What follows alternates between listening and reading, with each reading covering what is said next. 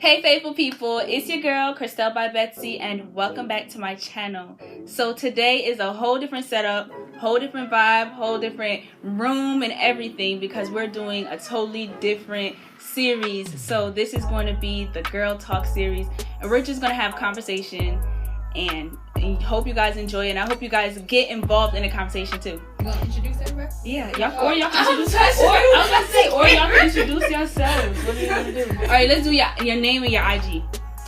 Hi everyone, my name is Jennifer and my Instagram is purple_covergirl3. Oh, hi, my name is Esther. I don't have an IG. Yeah. She got Facebook, y'all. My Facebook. Okay. Esther. Hey everyone, my name is Naomi. My Instagram is Belle BELLE Creole CREOLE_Paris PV. Oh my goodness. Just say it. I'm gonna just type it out on the screen. Hi, my name is Beverly. My Instagram is Beverly blah_. All right, and we have one more person, Kim Bella. You already met her before, but she's not here, but she's on FaceTime with us. So Kim, what's your IG? Kimbella_LL. Hi everyone. All right, y'all. I hope y'all can hear her. Yeah, you can hear her. Alrighty, so now we can get into the discussion. So we have a few topics that were already predetermined.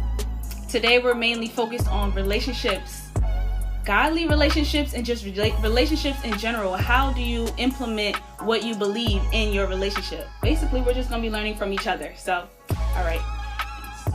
So the first question was based off of womanhood, because in relationship, okay, this is why I put that there. In relationship, each person kind of has a role, and I know people don't like to talk about roles, so we're gonna talk about that. Womanhood, what does it mean? Like, give me some. What do you think it means to be a woman? Like, what are you representing if you're a woman? Well, I think the common thing is nurturer. I think that's automatic. So we bear children, we take care of our children, take care of our household, however we can. So I think nurturer is definitely one. I feel like we're strong, and then we end up going through a lot, and it takes a lot for us to handle it. And like you're saying, relationship, if we're talking about relationship, when you're in a relationship, you going to like be patient. You're going to sit there and take a lot from that person because you feel as if that, you passionate or you caring and stuff, and then you have to continue to come back because you feel as if you're going to accomplish something to make it happier or better. So I feel like we take in a lot. My one word that came to mind was just being wise. I think is something that is within womanhood. I think that's for everyone, but since we're specifically talking about womanhood, wisdom and being wise, I think, is something that goes into it. And the reason why I say that is because I'm thinking, like you said, Proverbs 31, right? So she's able to do a lot of stuff. So caring for her family, caring for her children, caring for the poor people, those who are homeless, things like that. So I think she's able to prepare and do a lot of stuff. So it's like my family is good, and now because my family is good, I can make sure everyone else is good. So that's not somebody, oh, matter of fact, now I just thought of another word. All right, so we got wisdom, and we have someone who, dang, I don't know how to describe it, but somebody who's not lazy. Opposite of lazy. What is the opposite of lazy? Hardworking. Yeah. Okay, hardworking, diligent. So we can do that, hardworking and diligent, because that's something that pushes. So you have to be, you're wise about what you do and not allowing society and things to kind of walk over you, because they already see women to be the weaker sex and all things like that. So you're already just having that wisdom, knowing what it is that you're doing around in your life, and then the diligence, where it's like you work hard, and that comes in your own life, and then future for your family, making sure everybody's good. So I think those two words come to mind for me. I would say growth, only because within growth you adapt certain like roles amongst your growth, not just like in spiritual or whatever, but like more in physical as well.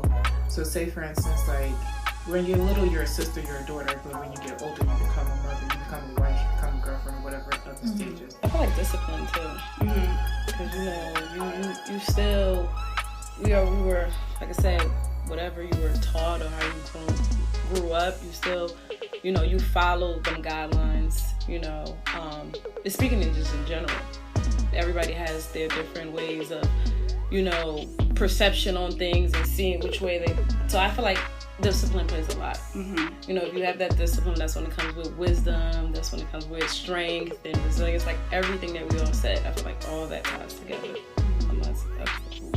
Yeah. Another word I would say is patience. Oh yes, patience. Patience, like Dear Lord. when it comes to women, you'll be surprised what That's they number one. endure silently. Like, they endure so much, whether it's pain, whether it's joy. Like they endure a lot. Yeah. So I would say patience too. Like, Yeah. When it comes to women, we are patient whether it's for the good or the bad. Right. Yeah. Yeah, I don't know the questions, y'all. I think the second one is, would you like to be married? We're not gonna talk about that yet. We're not going in order. Oh, okay. So we just went on. One. Oh, let's talk about let's talk about one. not the one. We're gonna go to that. I know that one's juicy, but let's talk about gender roles, because we just talked about womanhood and we just gave all those names, all those ways that you can kind of describe a woman, but do those words only stand for women? Like, should women only be patient? So should women only be diligent? But that question, when I read it, I was like, gender roles. You gotta understand what falls under the gender roles. So we're talking about like the generalized, the ones that are kind of like the keep coming like up, the generation after generation. The men Provider, and the women stay in the house. backbone, the wife. Yeah, Kim. I think with gender roles, I think the layout that we already have where the men propose and stuff like that, I feel like those should be the same, because I don't feel comfortable. I don't think I would ever feel comfortable to go propose to a man, because you know how they say the guys are supposed to be alpha, so they're supposed to lead and we follow. So I don't think I would take the initiative to try to be so in charge.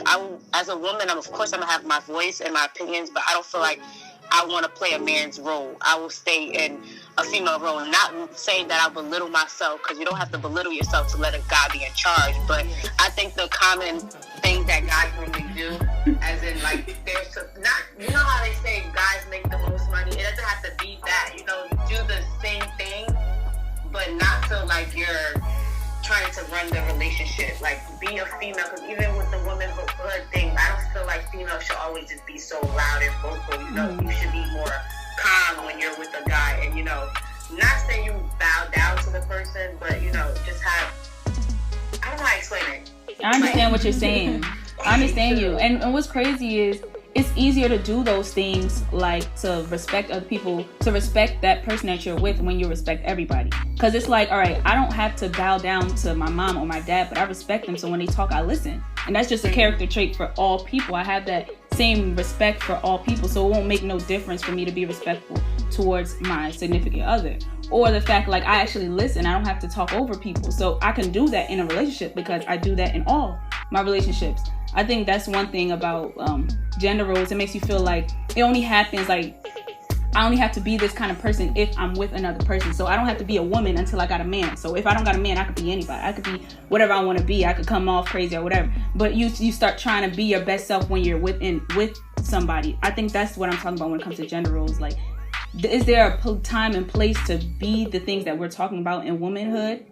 It kind of is for certain people. Like, your personality, I think it all goes by personality. Like, your personality, you've always been soft-spoken and calm. But someone like me, nobody ever seen me soft-spoken and calm. I'm always, like, loud and, you know.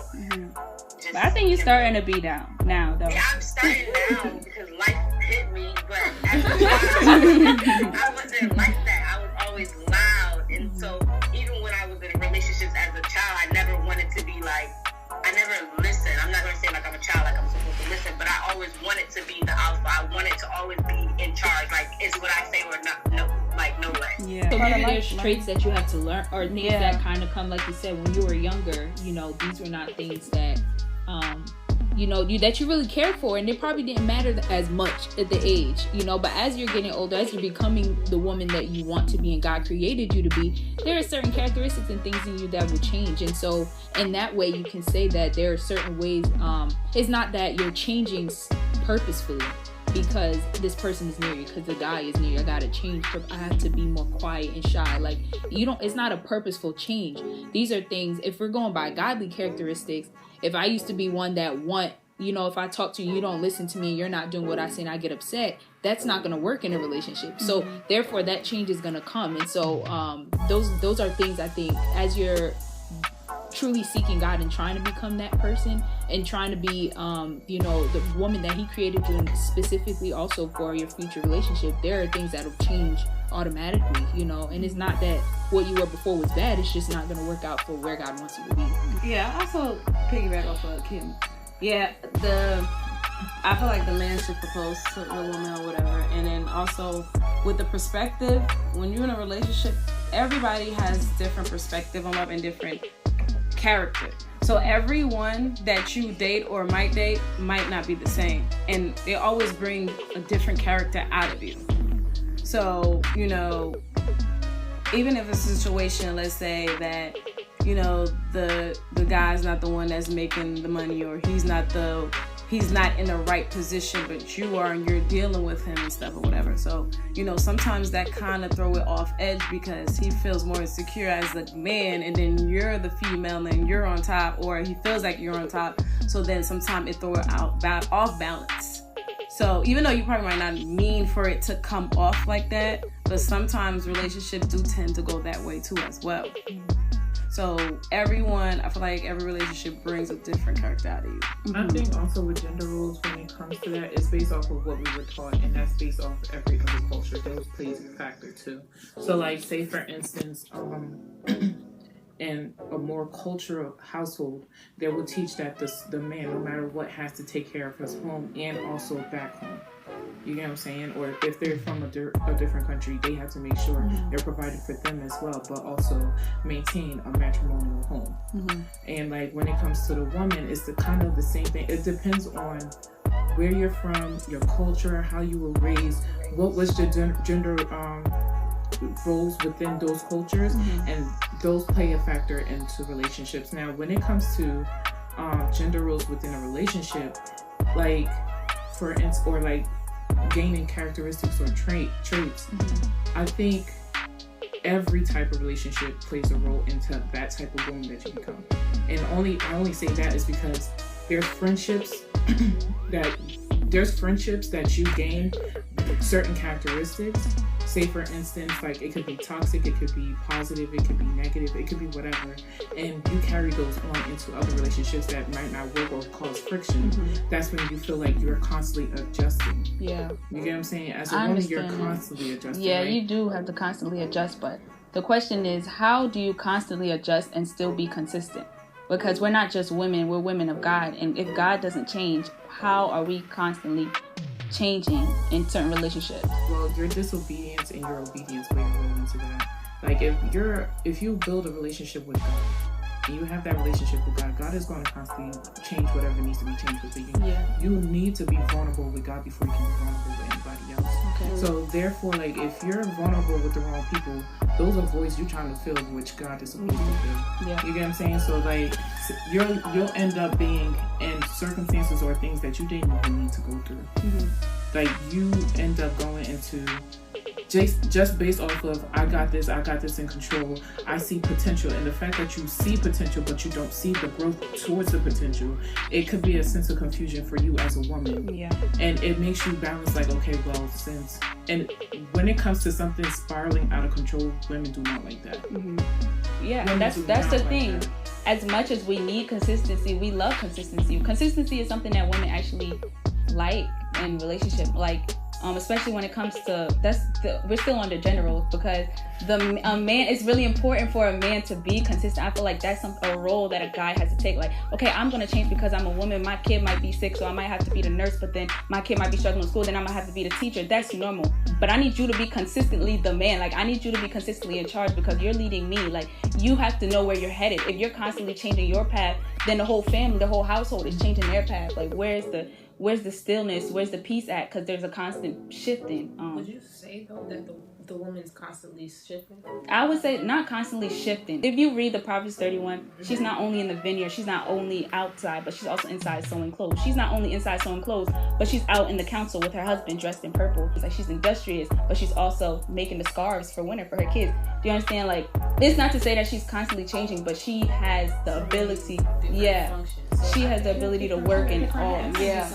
I think though she, even in doing that, you see how you said she has so many different functions. There's still a consistency there though, and like, what is the consistency? I feel like it's just her operating in the role of a woman, going back to the whole gender role thing. And another thing I want to say about gender roles is that, for me personally, I don't know if everybody thinks like this, but I feel like gender roles have some type of root from the Bible.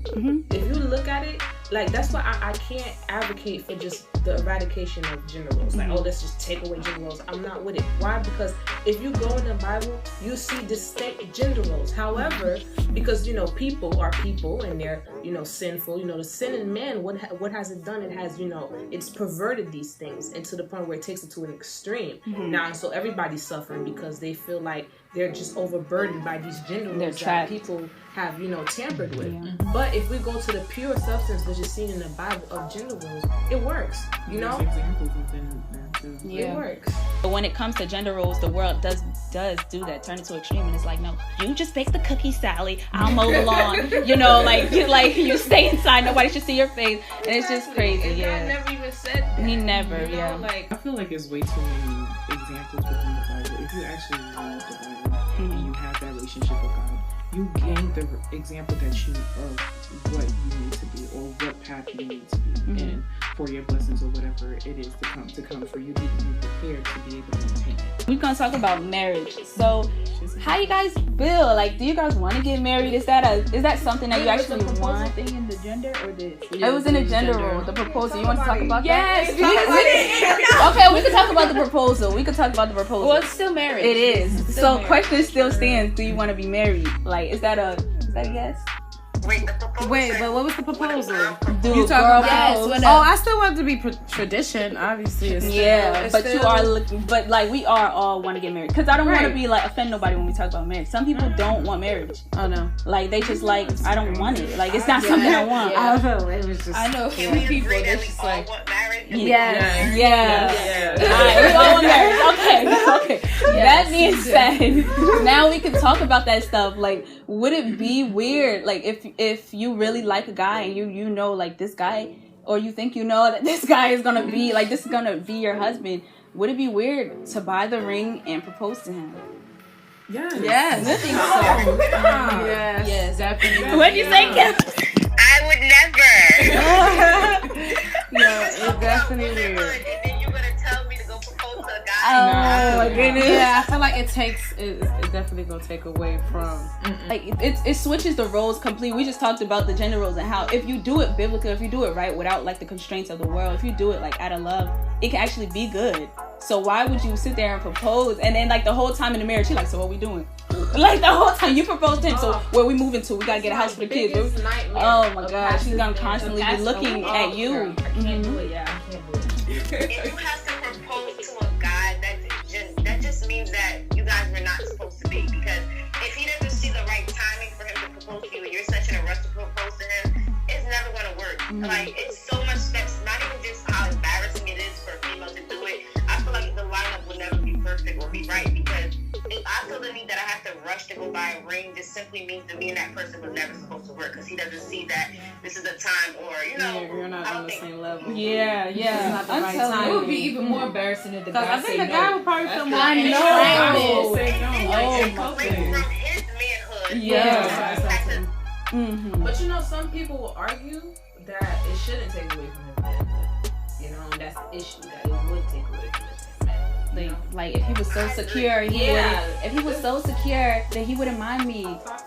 Yeah, no, that's something that I'm realizing is happening in this generation. There's a lot of men like that. Like, there's a lot of men that are like, you know, I'm wait for her to like, not even just propose, but approach me. Like, I don't approach girls. I wait for girls to approach me. And it's just like, I feel like look, so that's it starts like that. I was about to say, so you gotta pull it back, not just proposal, but even when it comes to pursuing a guy. Like, do you go? Is it okay for the woman? Not necessarily is it okay, but your preference of the woman pursuing, seeing someone they're interested in, they go after them, or is it that they wait until the guy comes after them? Because I feel like a woman who is the one to go after the guy, they see the person, they want to pursue them, and they choose to do that, will probably be more likely the person that will want to propose too. Like, I'm ready, I'm gonna do it. I'm gonna propose to him. So how does that fall even in dating? Like, or you're interested in a guy? Would you be okay with going and pursuing a guy? Guys in the no signals. Oh my goodness. Yes, she said no signals. No, because the way they gotta land the plane. Like, no. You gotta signal them. How do they know? How do they know to approach you? That's a great question, because this is something I've dealt with my whole life. Like, my parents, especially my dad, he's like, don't ever chase a boy, let the boys chase you. So throughout my whole life, any crush I had, I never ever like went up to them. I like you. No signals. Nothing. No, that's new. That's definitely new for me, because you catch me. Freshman year of college, and I was like, I like you. Like, I think I just like you. Like, I think you cute, and I think we'd be good. Like, I was just that, like, I'm telling you. So now it's just like, dang, and it's kind of weird for me now, because it's like, dang, like, I really like this guy, but let me just. My grandma and my mom are like strong women. Like, they know what they want, they go after it. And it's not that they're going after men, but like just being a businesswoman, like how my grandma used to be, or my mom is. So it's like, you gotta just know what you want and go after it. Yeah. That's what I watched. They didn't even teach it to me. That's just what I watched. What does that apply to men? That's what I'm saying. And I never had that conversation with either one of them. So it kind of just rolled over into that area. It was weird. But what happened, Kim? To piggyback off Betsy, so you see how you said your mother and your grandmother are strong women. The love, I'm not going to say the love, but the way it was back then is not the same now. Like, these men don't have the same standards where after they're dating this person, they'll want to go to marriage. So I kind of tend to be scared, like, maybe I won't never get married, because the generation that we living in now, not that much people are getting married. And they just moving in, they skipping the whole stuff. Or if they are getting married, the marriage is not lasting. But for the approaching thing, I feel like for you to be scared, that's because you're going after something that caught your eye, and that was that, oh, you're attractive. When it comes to me, I could see somebody and I'm like, oh, he's attractive and stuff. I don't think it really matters who approach who, because at the end of the day, you can see somebody that's attractive and you start talking to them, you was like, oh no. You know, but then sometimes you could be somebody that you're not really attracted to, but you end up talking to them just out of nowhere, and then you're starting to, conversing and stuff like that, and you started to see that y'all have things in common, or it's not only about their physical appearance, but now you're attracted to their mind and what's coming out their mouth. So sometimes I don't look at it as like, oh, I'm not approaching the man on the man, or gonna approach me and chasing the lip, because it could be the man chasing you, and as soon as he opens his mouth, it's like, okay, no thank you. Or things takes time. You don't know a person right then and there. It might take a year, it might take 2 years, it might take 3 years. That's why a lot of times, that's why the divorce rate is up like that right now, because a person doesn't show them who they are until after the fact. So I don't think it's always about appearance. I feel like we have to have a conversation. I have to see what level you're on and what level we're on.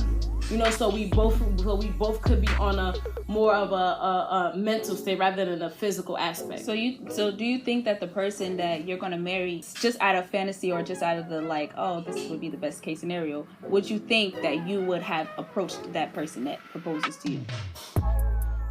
I don't know. Yeah, I could have, or he could have approached me. Depends. Or it could be a mutual. A mutual. Some men of God, though, if you approach them, they wouldn't even want you. Yeah, I was about to say that. That men of God sometimes don't mean anything, because everybody has two-face and everybody's character is different. So you can be sitting here talking all the godly stuff and get attracted to it, like, oh, I know I feel him, I feel it, all that. I agree. And it don't really be like that. So you go into the question where wait, I didn't answer. But then I have another thing too. So you said you want somebody that's already strong in their faith and godly, but what if they're not strong in their faith but they have faith? So you can't work together with that. You can't help build that person. I can definitely just help because he's a man, so he has to carry that what is already labeled as. Okay, so I can, when it comes to him, if he has faith and he's not godly, he can't be my husband. Because I have spiritual, like I'm constantly in spiritual warfare, and that's something that I'm just at that level now. Like I got family stuff I have to pray on constantly. If he can't pray with me, he can't. I'm sorry, he can't. I'm not saying he can't pray with you. That's not. No, but in order to be godly, that means that's what he's doing. He's in the spirit. If he has faith, he's just kind of on the surface. Like everybody has faith. A lot, I would say a lot of people have faith. Having faith is not enough for me personally. I'm not saying you can't use that. Like that, a lot of people are gifted in that. But personally, I can't. I know what I'm facing right now. I know I got a calling on my life. The devil is mad, and I can't have nobody that is 1 foot in the door, 1 foot. Yeah, I can't have that. But that's personal. Yeah, but that's definitely something. That's definitely God, but don't know God. Yeah. Don't know how to fight. Or has the fear I need of the Father above or the highest power. Or I don't need no in betweens. But aren't we godly people supposed to build other godly people? Yeah, but not in romantic relationship. I have people like that in my church. I have people like that that I still know from school. I'm constantly praying with them and for them, and we Bible study and all that stuff, and I love that. That's kind of what I do, for real. But I can't marry. I don't even need to marry one man. What if God gives you somebody like that because you have that right, I was about to say that too, because that help you build somebody? So what would you do? This is the thing. So I don't know what God's gonna give me, right? But I know for sure He's not gonna like bring somebody who is not equipped for what he got me handling right now. Kimberly was saying though, like that's a very like when she said, okay, because what if God gave him to you because you know you're strong? I feel like that's a very slippery slope, and it also ties into women thinking that, oh, he's gonna get stronger, oh, I'm gonna help him. Like, if you think about it, so many bad marriages happen because of that. Because, you know, oftentimes women allow their own emotional wounds and stuff to go above, you know, reality, you know, and what God is saying, and it blinds their discernment. For me personally, like, I think that's a struggle. Like, what you were saying, like how you need that type of man. Like when it comes to my husband, I have very, very high standards that I'm not going to lower. And it's like, it's strange though, like, because I feel like a lot of women, like, they just be lowering their standards. It's like, it's the norm. Oh, he'll get there. Yeah, I'm a woman of God. Yeah, I'm a leader in the church. Oh, but he'll get there. Yeah, I'm gonna lower myself. And that's dangerous. And that's that what so dangerous. it makes me think. I'm like, am I gonna get married anytime soon? Because I'm not lowering these standards. So now what's gonna happen? You know what I'm saying? Like, that's what I meant when I said you fall in love with the potential and not see the growth towards the potential. Like, you could see a man and be like, yo, he matches my preference. He goes to church. He could dress. He could do this. He could do that. And this is of the physical form, of the mental form of the woman. Like, but when it comes down to it, it's like, yo, when you actually start to know that person or understand that person, then you be like, wait, hold up, you're a little too shaky. You're not balanced enough. You're not. Then it's like I invested too much into this person to let go. So now it's like, God help me get invested into it. And it's like you're asking for God, exactly. And you're asking God's approval to something He didn't even want you to get into in the beginning. Now you're broken. Now you're broken, and this person's broken, and now it's just a broken dish. Yeah. You know what I'm saying? You can't eat off a broken dish. Yeah. That's crazy. Yes. Opinion. For children. Oh, thank you. Wow. I was about to say, Betsy talked too much. Sorry. This is like, you got a group for a reason. Oh, man. So, and I appreciate it, because everything you say is good. But I don't forgot what I was going to say initially, but I was going to comment on the first thing when we talked about the proposal, because that was the initial thing, was that I personally would not I would not propose to a guy. I don't think that is an embarrassing thing for a female. But going back even to the point of pursuing a guy, I like that you said subtly we do it, because that's what in a sense somewhat of the flirtatiousness come in, right? You see someone and you just kind of have fun with it, whatever, and they can kind of see, well, like, I can flirt with you or you flirt back. And I'm not gonna do that if I don't like you. Like, if a guy, think about people on the guys that be trying to flirt with you, like, no, you're not entertaining it. So therefore, that's kind of given that, like, if you know, around smiling, whatever, or just having conversation, like, you're kind of giving that message off a little, that, all right, so you enjoy being around me. So if I choose to pursue you, I'll pursue you. I don't think I've ever pursued a guy and it's always been like, I'ma just like, I could like you, but I won't tell you I like you. Until if you tell me. If you don't, then that's fine. Then we just whatever. We keep it going. But then most of the times I'll say like, in the past, most people that I've liked and didn't tell them initially, eventually came and was just like, yo, I'm feeling you. I like you. And it's like, okay, I like you too. But I didn't say it first. Like, that wasn't me going out my way. But I was around, or I'll have conversation, but it wasn't anything to be like, nah, she feeling me. Like, you won't necessarily pick that up right away. But so I don't know if that would be considered pursuing, because I didn't necessarily go after that person or anybody, but it was shown in that way so that we can just kind of like, you know, click off of there. But yeah, so I wouldn't pursue. I don't think I would necessarily pursue. I just pray that God will give, like you said, passively. I don't like that either. I don't like it within a guy. It's not attractive to me. So I would want a guy who's bold enough to come and tell me that they are attracted to me, or that they find me interesting, or that they want to pursue me. Like, I would rather that. So what else did we talk about that you missed out on? I forgot. We talked about the pursuing a man. I guess we could. But I wasn't gonna add to. I don't think I was gonna add to the others. Oh yeah, like how if you could get with somebody that's not really spiritually at your level, what would you do? Wait, let me get it. Yeah. Where's the thing? At your level. But still godly, but like, I think what I was trying to say is godly, but not holy. I call it holy, sanctified, and saved.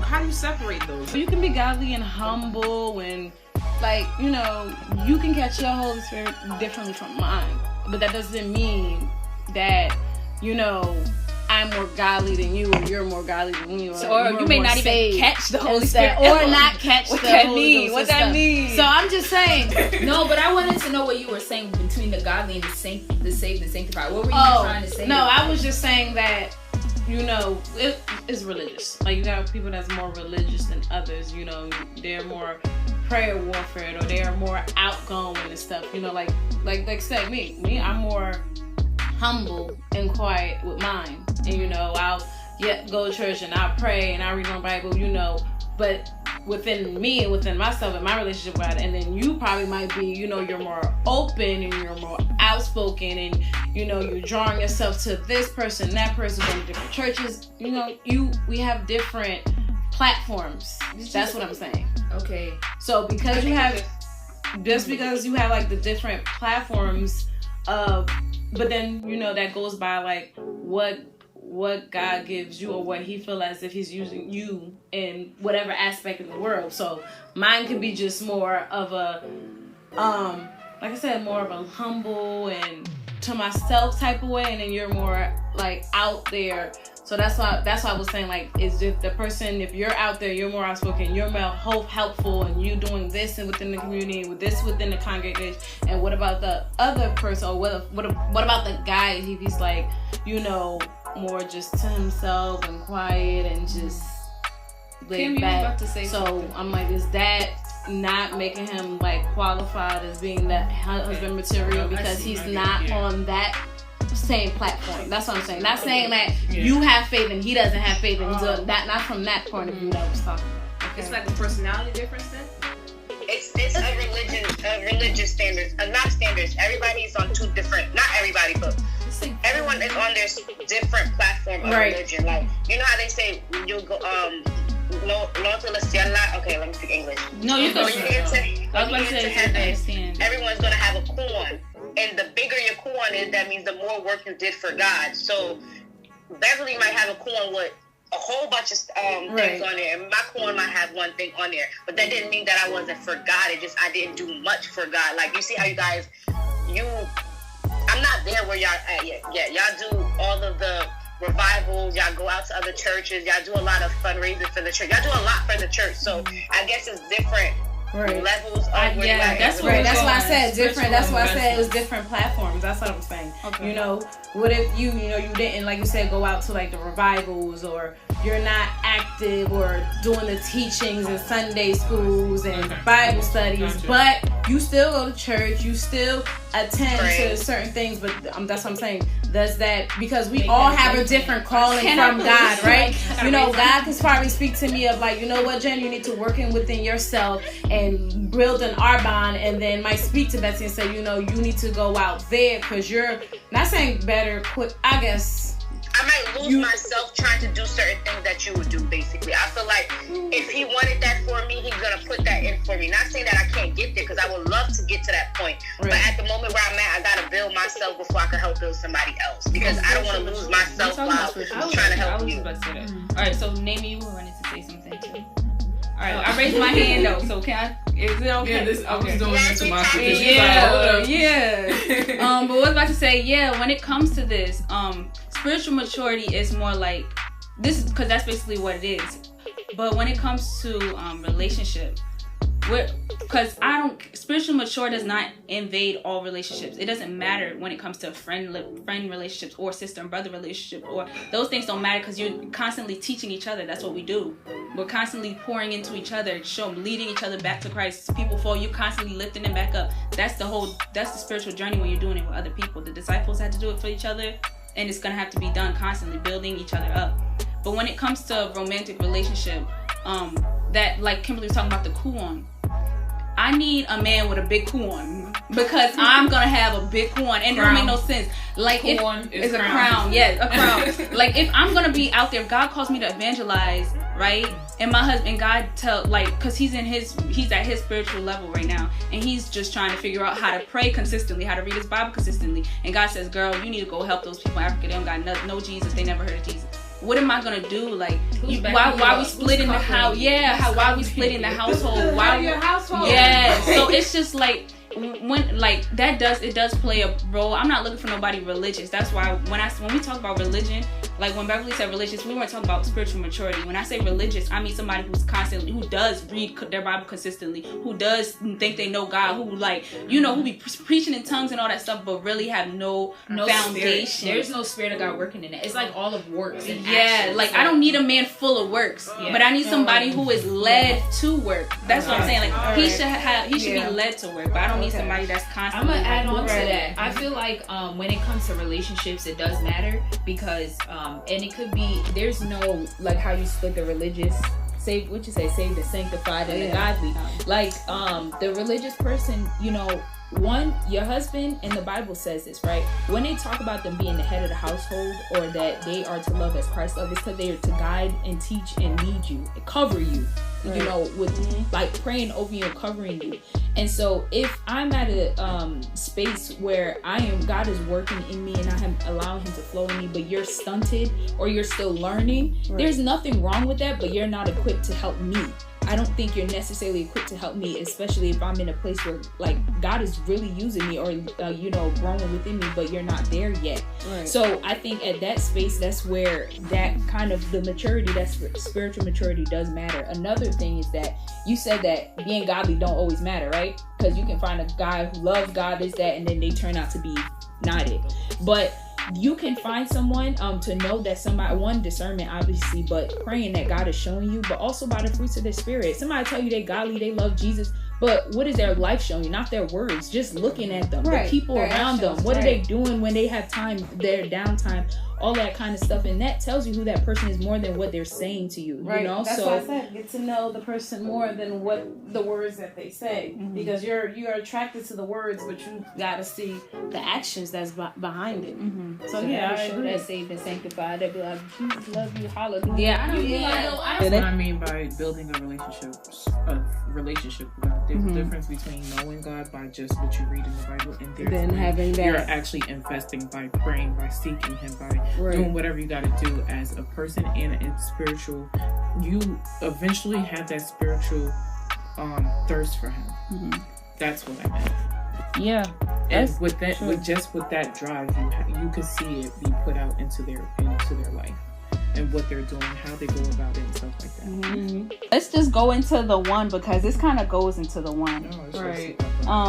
This definitely goes into, because we had all these visions, or for me, I definitely do have a vision. So it's like, does that mean that God already prepared this person for you? And when you were born, he was like, all right, I'm gonna set this one aside for Betsy, and that's it. What do you guys think? What do you ladies think? I feel like I'm split on that. I don't have a solid, no, he don't have the one, and yes, he has a specific one. I don't know, because I've heard things in the past. I think recently, if it was not last year or so, where someone had the one, but because the person was not there to give themselves, like they were not in the space where they needed to be, God ended up redirecting. And so for me, that's just like, wow. So was that the one? Was it the one? Like, does that one exist? Or, you know, like if you're not in the wrong space at the wrong time, kind of a thing. I don't know. I don't know. Maybe what you think? Come back to me. Just come back to me. The one. I think we kind of get misconstrued with knowing the one because of our emotions. Not only our emotions, like sometimes, you know, the connections, it be there, like Cassie said. And then you end up being redirected from, you know, the one that you thought was the one, or the one that, you know, God showed you or revealed that was the one for you, you know. And I feel like life happens, things happen, and then sometimes you do get redirected. You could be on the path, and sometimes the path changes for you. So, yeah, I'm up in the air too. But I do think, you know, God do have that specific person for us. It's just we don't know at what moment, at what time. So that's what. Wait, can I add a question to that? With the one, if you had the one me that, right, you say when you were born, God knew this is a person that He set aside for you. I do feel like God set aside, right, a person. Well, I won't say a person. God has set aside, right, maybe people. I don't know. And because the thing is that this is what I ask myself certain times. It's like, why does God allow me to have certain, you know, things that I would appreciate within God if that one may not have it or doesn't, you know, that's not what it is. That's not what the one He put aside for. But it's not things that is like just worldly stuff, but it can be things that I feel like would, you know, God would appreciate as well. But maybe that's just not in the one that He had. So then why do I have that? So that's why I don't feel like there's only that one person. I think that there's people that God has set aside. Because like, let's say I'm gonna say short people, right? All right, and now God you think God set aside short people, or he probably have a short, he probably got a medium, he got a tall, and I get to, like, there's people that are well-rounded that I get to choose. I think something like that, not like a candy, like I want this one, but kind of I don't think it's one. I don't think it's necessarily that one. So, I have a question, so just to understand that. I get it, but the one. Are we talking about the one that God has said, okay, this is the person that at this time of date and time that Nami or Betty will meet, and this will be the one that is supposed to continue their spiritual path with? Or are we talking about our personal preference of the one? Because that's a good question, because those are two different things. I'm not talking about personal preference, like your personal preference of the one. I mean, like, do you believe that there is one person dedicated, not dedicated, but just for you, like made just for you, everything that you're looking for and everything that you need in a person, and that person everything that you're looking for, everything that you need, so and everything that you want in a person, everything that you need in a person, because not all the time do we know what we need, we just know what we want. Just all that in one, encompassed in one person, with made just for you. I think you know what I mean? No, go ahead. I've just said I think so. I kind of think so, but I don't know if I'll find that one because of lack of patience. What is going on? Like, Quentin said the exact same answer, and Kai said that the other day. Like a patience? How do you believe that you have that the one is there, but you don't think you're gonna get it? Because God, I don't even know if this God said. I think it has to do with the era. I think it's the era too. God break you. Yeah, but you guys think about it. I think it's because of our battle with our humanly flesh. I think that's what it is. Yeah, so you think you're not gonna get it because of your flesh? So you're already setting yourself up to lose. I think I don't think it's setting yourself up. Because you just said it's like I'm about to go to a football game and I'm about to play. I don't think we're gonna win. No, like why would you say that? What kind of player are you? I don't think it's. I feel like, I'm sorry, go ahead. No, go ahead. I just feel like with everything, like God is. It's not like, okay, I feel like there's a way. Like, God isn't just about to hear. You know, of course. You got to go through some process of sanctification. And some people, like she said, they don't want to die in their flesh. And so until you, like, for example, you got a problem where you get angry. until you let God sanctify you so he can fix that part. He's not about to give you to his sanctified son. All right, but think about it. I understand what you're saying. I understand that, but why would you? We're talking in that was generalized. I'm talking about you. Like, because I was talking to Cassie, I'm talking to Kimberly, and I was talking to Courtney when I said, why would you, out of your mouth, say you don't think you're going to get what God wants to give you? Yeah. Why would you think that? I think it's based on the error. I'm not going to blame it on the error. I'm going to just take the blame as myself, because I look into what everybody else is doing, and I lose myself in a way. I see everyone's getting married at this age, and you hear the echo? No. Okay.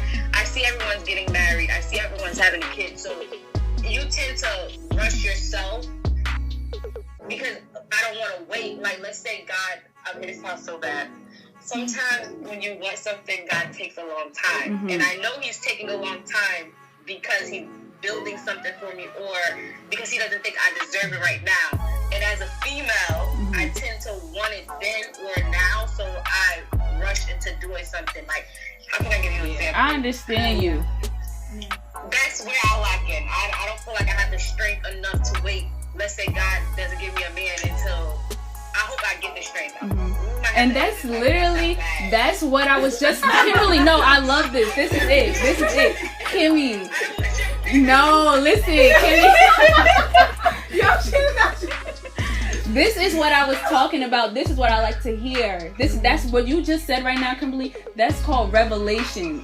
That's when your heart and your mind like come together and realize, hey, I gotta work on my patience. Do you get what I'm saying? You can't say God doesn't want to give you something that he wants to give you. You're not going to get something that God wants to. What kind of God do you serve? Does he love you? Yes. So why would he not give you what he wants? It's like my mom bought me a Christmas present and like, I'm just not going to give it to, like, God don't feck all that. Like, he's not about to have an attitude with you. He wants to give it to you now. Why don't you think you have it? And then you just say yourself, oh, patience. Kasi might be something else. But that's called revelation. You're realizing something. Now you have to work on it. Because you don't want to miss out. Like, God, if this is just off of that, the one. God, I think he does have the one for us. But not like, if I don't meet him, the whole world goes out of order because I missed the one. So that means my kids not going to find their one because we're not going to have the right kind of kids. That kind of weird stuff, no. But I do believe, like you said, like he wants to give us the person that's best equipped for us to take us. Because he want to give us full life, not some life. So there's a guy that's going to be married to me and become one flesh with me. And we're going to have full life. But how do I get to that person? Like, what do I have to be doing? You just got to be doing what God says to do, following him. And in your time right now is patience. For me right now is trust. I don't know how to trust people. I really don't know how to trust nobody. And it's really getting in the way. But God is revealing this to us so that we don't miss out on the gift that he has for us. I don't know if that makes sense. I really have trust issues. And not like trust issues like hurt, based off of hurt. But just like, I don't know how to explain it. Like, I even have a hard time trusting God. That's how he revealed it to me, because he told me something. I was like, okay. And it's like, I'm still doing my own thing because I'm not sure if God's going to come through. That's a trust issue. And that's what I meant. Yeah. That's what I meant. Like, it's the trust thing. Is it like being vulnerable to a person? Yeah. You don't want to reveal everything? Yeah. I think there's another... Okay, oh, sorry. Go ahead. This is a question, like, okay, about the one. So, let's say I give everything to God, I put it all in God's control. But, like, even when you do that, things tend to go bad in your relationship. Either the man cheats on you, and that's something you have to deal with, or the man wants to divorce you, and now you're left with the kids, or, like, those type of milestones to the relationship, like, that's why it's kind of hard to believe in the one, because I feel like if it was the one, I wouldn't be going through that. But then no relationship is perfect, so that's why I don't know if I really want to wait for the one. Right, but why you have, like what you said, why are you so skeptical about it? Just because people are going through their things and their milestones and their struggles within their relationship doesn't mean that you're gonna afflict the same thing. Your relationship could be different. Your one can be that one. But you already have that doubt. So, like, sometimes when you have that doubt, you already speaking into existence, right? So why doubt that in the first place? Why don't you feel as if that God actually loves you? Yeah, and that you trust in God. If you trust God that he has you or whatever, so then why would you think that you're gonna fall into that? Yes, life happens. But even if you did fall into it, you think he's not gonna build you back up and restore you from that and make you even better, right? So situations happen, so we shouldn't be afraid of what might come. Yes, it's our nature to feel afraid and be skeptical and worried, but if you already trust God has you, then that's all there is to it. Right.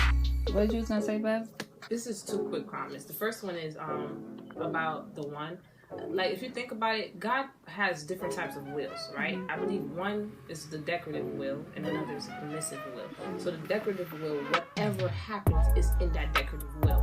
God is not the type of God like, oh, I'm not sure which one she's going to pick. All right, let me put 3 on earth for her. Oh, yeah, perhaps, yeah, erase this. He knows everything. He has everything under control. He knows, okay, if I put Jane for you to marry, you're going to mess around, you're going to marry Melissa. Guess what? That's in my decorative will, right? It was already there. However, he might permit some stuff. Perhaps he wanted you to, you know, go a certain way and you went that way. But however, it's still in his will that you ended up with that person, right? And so the second part I wanted to make is this whole thing about us, you know, choosing the wrong one and stuff like that. And what happens if I get into the wrong relationship? What I noticed that oftentimes that topic is a little too exalted in our minds. You know what I'm saying? It's esteemed higher than God is esteemed.